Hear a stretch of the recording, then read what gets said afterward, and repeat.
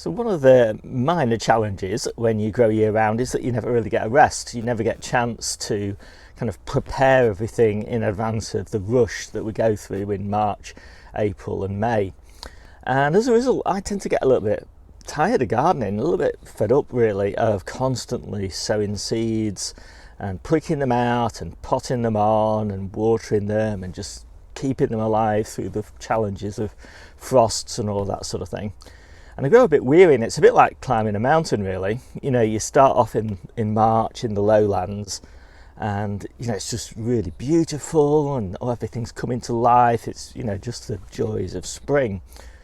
But then kind of, you know, by sometime like the middle of April you're just trudging up, you know, you're not nowhere near the peak, just, you know, day after day after day, and it seems like it's never going to end.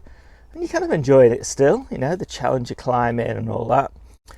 But then, you know, once you start getting to, you know, April into May, and you're still sowing seeds and you're still planting out, but you're not harvesting anything.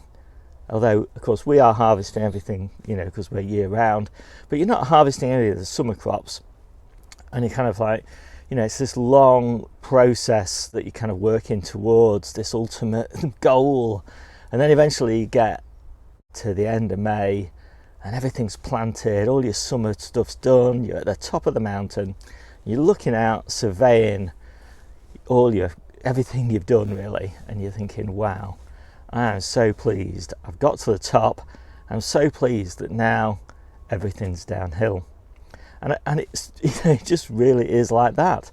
And you just have to keep reminding yourself as you're going through May that you're going to get to the end.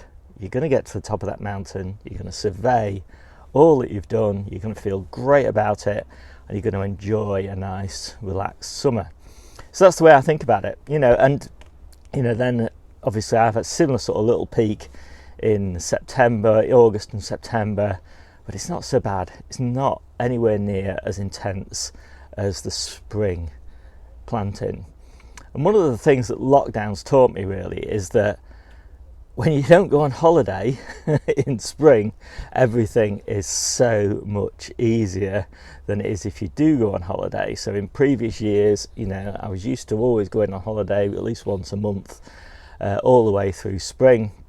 And it was really intense, you know, preparing for the holiday and, you know, then sort of recovering the damage after I'd been away for a week.